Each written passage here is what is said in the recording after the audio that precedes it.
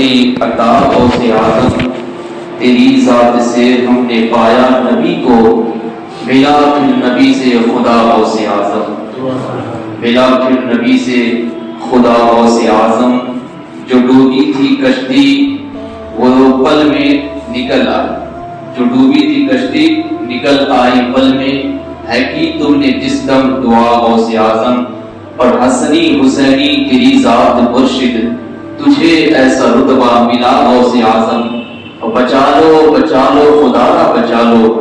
وہ ہر وقت منوے خطا غوث اعظم،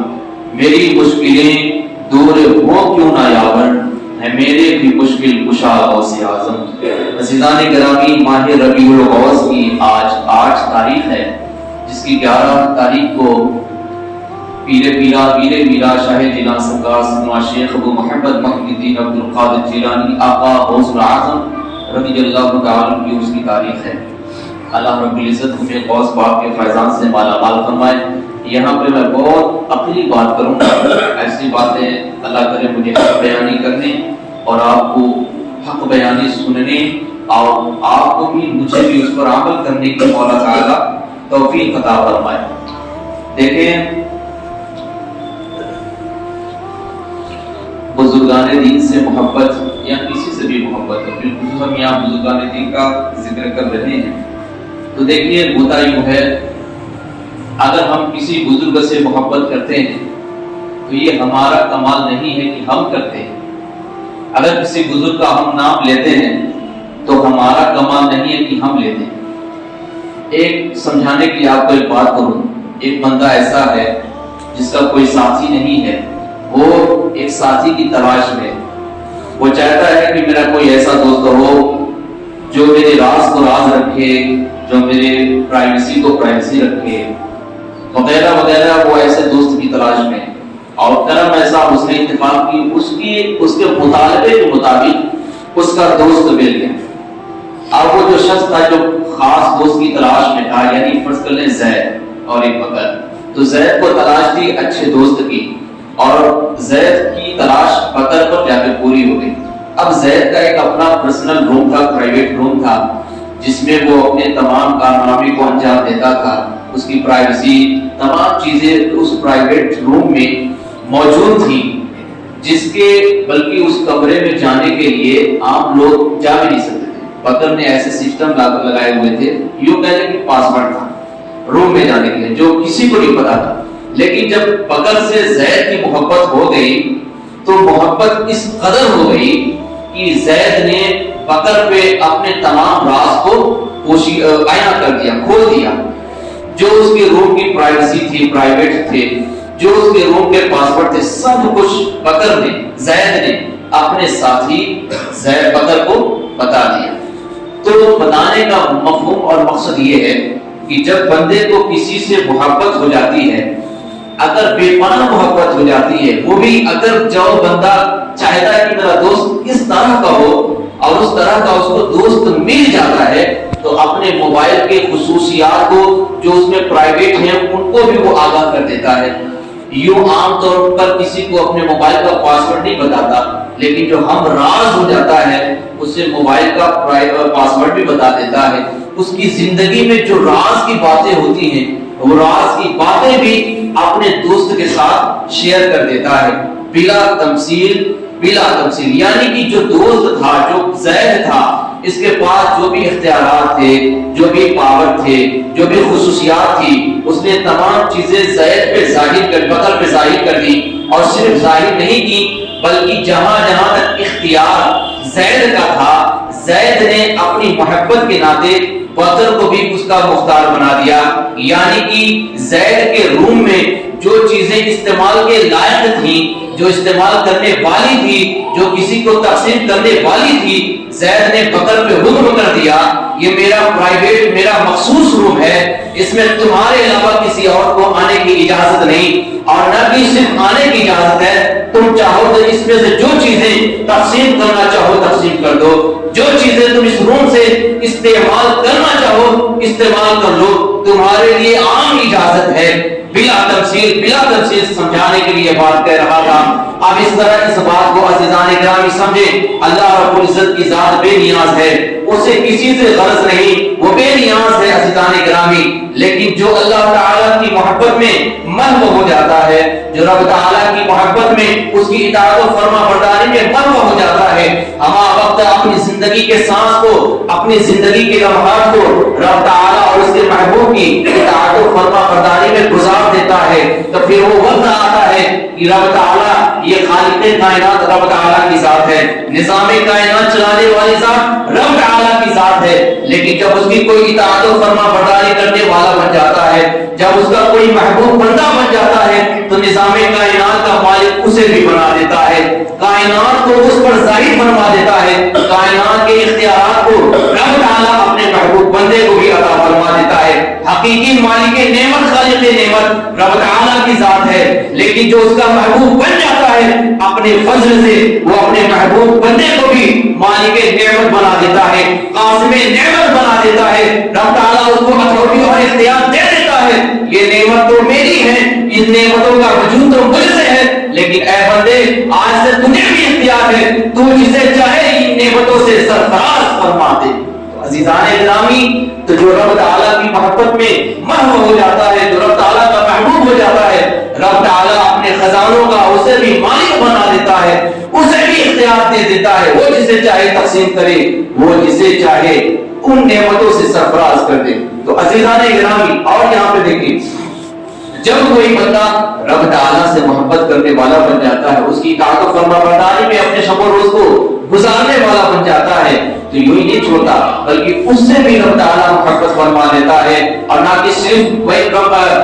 تعالیٰ اس سے بھی محبت فرماتا ہے، اس کے بعد آسمانی مخلوق کو بھی حکم ہوتا ہے کہ اس بندے سے محبت کی جائے، اور نہ کہ صرف آسمانی مخلوق اس سے محبت کرتے ہیں بلکہ پوری دنیا میں جتنے انسان بس رہے ہوتے ہیں ان کے دلوں میں بھی رب تعالیٰ اپنے محبوب بندے کی محبت کو شامل فرما دیتا ہے۔ تو سمجھ میں یہ آ گیا، اگر ہم اللہ کے محبوبین بندوں سے محبت کا دعویٰ کرتے ہیں تو یہ ہمارے دعوے کا دخل نہیں، یہ ہماری چاہت کا دخل نہیں، بلکہ رب تعالیٰ نے اپنے محبوب کی محبت، اپنے محبوبین بندوں کی محبت جن دلوں میں ڈالی ہے، اس کے فضل سے وہ دل ہمارا بھی دل ہے۔ یہی وجہ ہے ہم اپنی چاہت سے کسی بزرگ کو نہیں چاہتے، ہم اپنی آرزو سے کسی کو نہیں چاہتے، بلکہ رب تعالیٰ نے جن دلوں میں اپنے محبوبین بندوں کی محبت ڈالی ہے، وہی دل ان محبوبین بندوں سے محبت کرتے ہیں۔ یعنی اگر آج ہم غوث اعظم سے محبت کرتے ہیں تو یہ رب تعالیٰ نے غوث پاک کی محبت ہمارے دل میں ڈالی ہے۔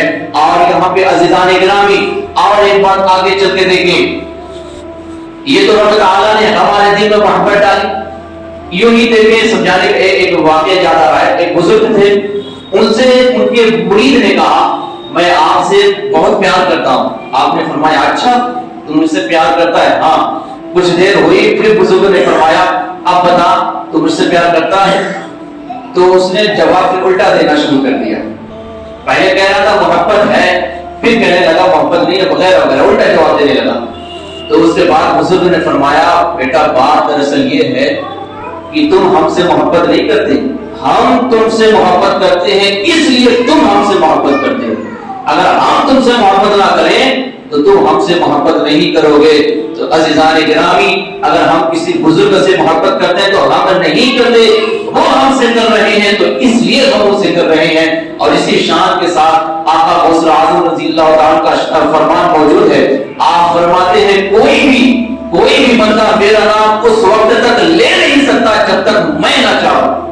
تو اگر آج ہم عبد القادر جیلانی غوث اعظم کہتے ہیں تو یہ ہم نہیں لے رہے، بلکہ غوث اعظم نے چاہا ہے تو ان کے چاہنے سے ہم ان کا نام لے رہے ہیں۔ تو عزیزان گرامی، اور دیکھیے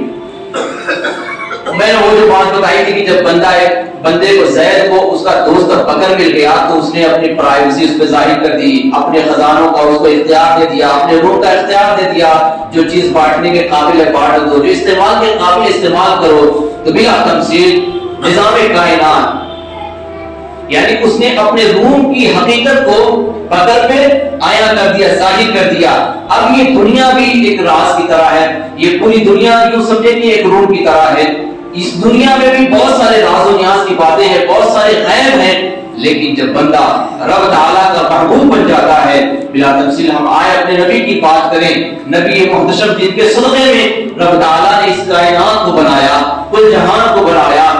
اپنی ربوبیت کا بھی اظہار اس نے فرمایا. تو عزیزان گرامی وہ نبی پاک فرماتے ہیں کیونکہ وہ تو سب محبوب رب العالمین ہے, آقا محبوبیت کبریٰ پہ فائز ہیں, تو بھلا کائنات کا نظام کیسے ان سے پوشیدہ ہو سکتا ہے؟ آقا محبوب رب العالمین ہے تو رب تعالیٰ نے ان پہ کائنات کی حقیقت کو عیاں فرما دیا, رب تعالیٰ نے کائنات کی پوشیدگی کو ان پہ ظاہر فرما دیا, کائنات کی ہر حقیقت کو مصطفیٰ کریم جانتے ہیں. اور یہی وجہ ہے آپ کے ہمارے نبی پاک علیہ السلام نے فرمایا جس کا مفہوم ہے کہ میں دنیا کو ایسے دیکھتا ہوں جیسے تم اپنے ہاتھ کی ہتھیلی کو دیکھتے ہو. تو اپنے ہاتھ کی ہتھیلی کو ہم بلا تکلف دیکھتے ہیں, اس میں کوئی ہم کو روڑا وغیرہ نہیں, بلا تکلف ہم اپنے ہاتھ کی ہتھیلی کو دیکھتے ہیں. یوں ہی پوری کائنات کو رحمت کائنات ملاحظہ فرما رہے ہیں. تو عزیزان گرامی پھر غوث اعظم رضی اللہ عنہ جو نبی پاک علیہ السلام کے لاڈلے بیٹے ہیں, آپ فرماتے ہیں آپ بھی رب تعالیٰ کے محبوب بنتے ہیں. تو عزیزان گرامی آپ فرماتے ہیں میں دنیا کے تمام شہروں کو ایسے دیکھتا ہوں جیسے اپنے ہتھیلی پہ رائی کا دام.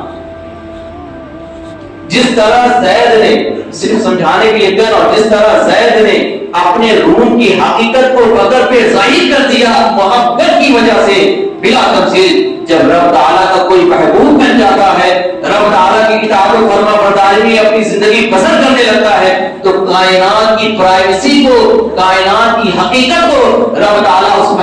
محبوب بندے پر بھی ظاہر فرما دیتا ہے, عیاں فرما دیتا ہے. اب آئیں ایک اور مثال کے ساتھ ہم ایک اور بات سمجھتے ہیں. عزیزان گرامی آج دنیا اتنی ترقی پہ ہے, اور یہاں اس سے پہلے میں ایک اور بات کر دوں کہ آج دنیا ایک ترقی پہ ہے, اس نے الٹرا ساؤنڈ بنایا ہے کہ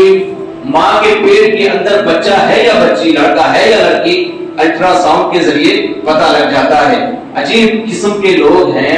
جو الٹرا ساؤنڈ پہ ایمان تو رکھ لیے, حالانکہ اس پہ ایمان نہیں رکھنا ہے. الٹرا ساؤنڈ پہ یقین ہو جاتا ہے کہ اگر اس نے کہہ دیا ماں کے پیٹ میں بچی ہے تو یقین ہو جاتا ہے. میاں الٹرا ساؤنڈ کو ایجاد کرنے والا, الٹرا ساؤنڈ کو بنانے والا ایک انسان ہے, ایک محتاج مخلوق ہے. رب تعالیٰ نے اس کو ایسی عقل دی کہ اس نے رب تعالیٰ کی عطائی عقل کی برکت سے الٹرا ساؤنڈ بنا دیا. تو الٹرا ساؤنڈ ایک انسان نے بنایا تو اس کی پیشن گوئی پہ عجیب بات ہے کہ ایمان لا گئے. عجیب بات ہے کہ ایک انسان کی بنائی مشین نے بتا دیا ماں کے پیٹ میں بچہ ہے, اس پہ یقین کر لیا. لیکن بلا تفصیل جو کارخانے قدرت سے رب تعالیٰ نے جسے قدرت عطا فرمائی, جو رب تعالیٰ کی فضل سے جسے رب تعالیٰ نے غیب کا علم عطا فرمایا, جسے رب تعالیٰ نے علم لدنی عطا فرمایا, جو کارخانے قدرت سے قدرت پا کر اگر وہ بتا دے کہ یہ فلاں ہے اس کا نسب, اگر وہ غیب کی خبر بتا دے تو بھلا ہم کیوں نہ ایمان لائیں؟ وہاں ایمان لانے کی بات ہے. ایک انسان اگر مشین بنا دے تو وہ بتا سکتی ہے کہ ماں کے پیٹ میں کیا ہے, تو رب تعالیٰ جسے علم لدنی عطا فرما دے کیا وہ غیب کی خبر نہیں جان سکتا؟ تو عزیزان گرامی یہ بھی ایک مثال کے طور پہ سمجھایا. اور دوسری بات یہ سمجھے مثال کے طور پر دنیا نے کیوں ترقی کی ہے. آج مشین کے ذریعہ آج ہم اجتماعی طور پر یعنی گروپ ویڈیو کال کر سکتے ہیں. ایک بندہ نہیں بلکہ ہم چاہے تو 6-7 لوگ ایک وقت میں ویڈیو کال کر سکتے ہیں. دنیا نے اتنی ترقی کی ہے. میں آپ کی اس مسجد میں بیٹھا ہوں, ابھی ویڈیو کال کروں میں تقریباً 6 افراد کو. ایک بندہ میرا دوست امریکہ میں, ایک افریقہ میں, ایک بحرین میں, ایک سعودی عربیہ میں, ایک ترکستان, افغانستان, اگر الگ الگ ملک میں, ایک مشرق میں, جنوب میں, ایک پچھم میں, ایک شمال میں, الگ الگ ملک سے دنیا کے خطے کے اپنے دوستوں کو میں ویڈیو کال پہ بات کر رہا ہوں. 6 افراد ہم ویڈیو کال پہ بات کر رہے ہیں. اب جو افریقہ میں میرا دوست بیٹھا ہے وہ افریقہ میں اسی وقت مجھ کو دیکھ رہا ہے, جو سعودی عربیہ میں ہے اسی وقت وہ مجھ کو وہاں دیکھ رہا ہے, اور اسی وقت جو میرا دوست امریکہ میں ہے وہ مجھ کو امریکہ میں دیکھ رہا ہے, اور جو اسی وقت میرا دوست ترکی میں ہے وہ مجھے ترکی میں دیکھ رہا ہے. اور آپ سب دیکھ رہے ہیں کہ میں یہاں پہ کھڑا ہوں. حیرت کی بات ہے میں یہاں پہ کھڑا بھی ہوں لیکن دیکھنے والا مجھ کو امریکہ میں بھی دیکھ رہا, دیکھنے والا مجھ کو ترکی میں بھی دیکھ رہا, دیکھنے والا مجھ کو بازار میں دیکھ رہا, دیکھنے والا مجھے سعودی عربیہ میں دیکھ رہا, اور آپ دیکھ رہے کہ میں یہاں پہ کھڑا ہوں. تو ماجرا سمجھ میں نہیں آیا. تو ماجرا بس اتنا ہے, دنیا نے کتنی ترقی کر لی ہے, دنیا نے کتنی ترقی کر لیے اس محتاج انسان کو رب تعالیٰ نے ایسی عقل دی کہ اس نے اپنی عقل کے بنا پر ایسی مشین کا ایجاد کیا کہ ایک بندے کو امیروں میں موجود رکھ کر وہ چاہے تو امریکہ بھی بھیج دے، اسی وقت چاہے تو ترکستان بھیج دے، اسی وقت چاہے تو پاکستان بھیج دے، ایک وقت میں ایک بندے کا عکس کئی ملکوں میں پہنچ سکتا ہے۔ تو عزیزان گرامی، اگر ویڈیو کال کی اس ٹیکنالوجی پہ ہمارا یقین ہے، اگر اس بات کو سمجھ لیے ہم کہ ایک وقت میں ہم اگر چاہیں درجنوں ملک میں ایک ہی وقت میں حاضر ہو سکتے ہیں اور اپنے گھر میں بھی موجود رہ سکتے ہیں، اسی غوث پاک کی اسی ضمن میں کرامت بھی سن لیجئے۔ بس اسی شان کے ساتھ میرے مرشد غوث پاک کی کرامت بھی ہے۔ آپ کی بارگاہ میں قاضی ماتے عرض کرتے ہیں، حضور فلاں وقت میرے گھر میں آپ کی دعوت ہے، آپ نے دعوت قبول فرمائی۔ دوسرے آئے اسی وقت آپ نے بھی دعوت دی،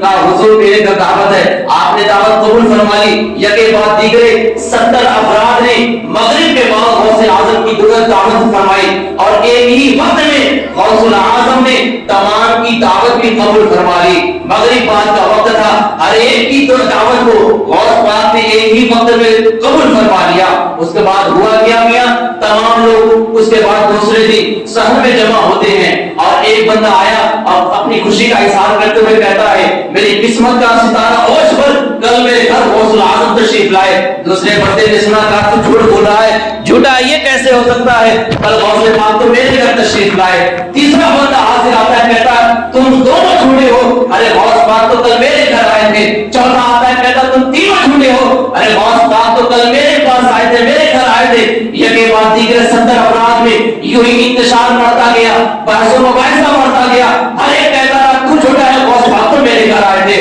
اس کے بعد عزیزان گرامی ہوا یہ کہ چلو نا غوث پاک سے ہی پوچھ لیا جائے کہ غوث پاک آئے کس کے گھر تھے۔ اس کے بعد جب غوث پاک کے مدرسے پہنچتے ہیں تو خادم سے ملاقات ہوئی، خادم نے فرمایا کہاں جا رہے ہو؟ انہوں نے فرمایا اچھا یہ بتا دو، کل غوث کو یہ کہہ رہا ہے غوث پاک میرے گھر آئے تھے، یہ کہہ رہا ہے غوث پاک میرے گھر آئے تھے، یہ کہہ رہا ہے غوث پاک میرے گھر آئے تھے۔ ان 70 افراد کا یہی نعرہ ہے کہ غوث پاک میرے گھر آئے تھے، تم بتا دو، تم خادم خاص ہو، غوث پاک گئے کس کے گھر تھے؟ کہا ارے تم سارے جھوٹے ہو، غوث پاک تو اپنے مدرسے سے ہی نہیں گئے، غوث پاک تو اپنے مدرسے میں تھے، اور تم کہہ رہے ہو 70 کہہ رہے ہو کہ میرے گھر آئے، اور غوث پاک تو اس وقت تک اپنے مدرسے سے نکلے ہی نہیں۔ تو عزیزان گرامی بالکل وہی بات ہے سمجھنے والی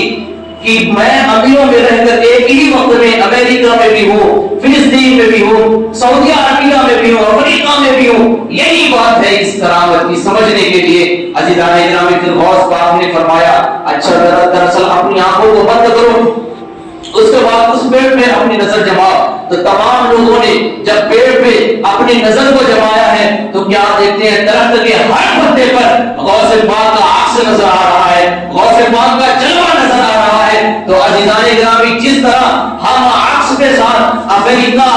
ترکستان، عربستان میں ہو سکتے ہیں یہاں موجود ہونے کے ساتھ ساتھ بلا تفصیل غوث اعظم خود نے بھی اپنے مدرسے میں رہ کر 70 افراد کے یہاں دعوت بھی قبول فرما لی۔ ارے جب ایک انسان کی بنائی ہوئی مشین کے ذریعے ایک بندہ درجنوں جگہ پہنچ سکتا ہے اپنے گھر میں موجود ہونے کے باوجود، تو کارخانے قدرت سے جسے قدرت ملی ہو، جسے عبد القادر جیلانی کہتے ہو، وہ ایک وقت میں اگر 70 افراد کی دعوت قبول کر لے تو اس میں کوئی بھی تعجب کی بات نہیں۔ وہ کیا مرتبہ اے غوث ہے بالا تیرا، اونچے اونچوں کے سروں سے قدم اعلیٰ تیرا، سر بھلا کیا کوئی جانے کی ہے کیسا تیرا، اولیاء مرتے ہیں یہاں کے وہ ہے تلوا تیرا۔ تو عزیزان گرامی یہ مرتبہ رب تعالیٰ نے اگر ان کی کرامت کا، ان کے مراتب کا، ان کے فیضان کا انکار کرنا، ان کا انکار کرنا نہیں ہے بلکہ قدرت الہیہ کا انکار کرنا ہوگا، چونکہ ان کے پاس کوئی ذاتی نہیں ہے۔ اگر ان کی کرامتیں ہیں، ان کے اختیارات ہیں تو ان کے ذاتی نہیں بلکہ عطائی ہیں۔ اگر ان کی کرامت و اختیارات کا انکار ہم کرتے ہیں تو ان کی کرامت اور اختیارات کا انکار نہیں بلکہ رب تعالیٰ کی عطا کا انکار ہوگا، چونکہ انہیں رب تعالیٰ نے قدرت عطا فرمائی، انہیں رب تعالیٰ نے اختیار عطا فرمایا کہ وہ رب تعالیٰ کی محبوبی بندوں میں ہے۔ عزیزان گرامی یہاں بات کو ختم کرتا ہوں اس بات پہ، اگر ہم میں سے کوئی بھی غوث پاک کی محبت کا دعویٰ کرنے والے ہیں تو یاد رکھیے غوث پاک کی محبت کا دعویٰ اسی وقت قابل قبول ہے، اسی وقت حقیقی معنوں میں ہم غلام غوث کہلائیں گے یاد رکھیں اس مفہوم کے اندر ہم اپنے آپ کو تولے کہ ہم کتنے غوثی ہیں، ہم کتنے غوث پاک کے غلام ہیں، کتنے سچے عاشق ہیں غوث پاک کے۔ غوث اعظم نے فرمایا بے نمازی کو مسلمانوں کی قبرستان میں دفن مت کرو۔ ہاں اگر غوث پاک سے محبت کا دعویٰ کرتے ہیں تو خالی نیاز فاتحہ نہیں ہے، وہ اپنی جگہ ہے، لیکن غوث پاک کی محبت سب سے پہلے عزیزان گرامی نماز کا مطالبہ کرتی ہے۔ آپ بے نمازی سے یوں نفرت کرتے ہیں کہ آپ نے فرمایا بے نمازی کو مسلمانوں کی قبرستان میں دفن نہ کرو۔ ارے بے نمازی کو غوث پاک اگر مسلمانوں کی قبرستان میں برداشت اور گوارا نہیں کر رہے ہیں تو اسے اپنی خانقاہ میں کہاں گوارا کریں گے؟ اگر محبت کا دعویٰ ہے تو عزیزان گرامی سب سے پہلے آپ اور ہم 5 وقت کی نماز کے پابند بن جائیں۔ رب تعالیٰ دوران گفتگو فضل صبر میری زبان و فعل سے آج یا سے پہلے کوئی بھی کفریہ کلمات ہو فعل ہوئے آپ سب کو گواہ کے سچی توبہ کرتا ہوں، اللہ میری توبہ قبول فرمائے۔ استغفر اللہ ربی من کل ذنب واتوب الیہ۔ کلمہ طیبہ آپ بھی پڑھ لیں، لا الہ الا اللہ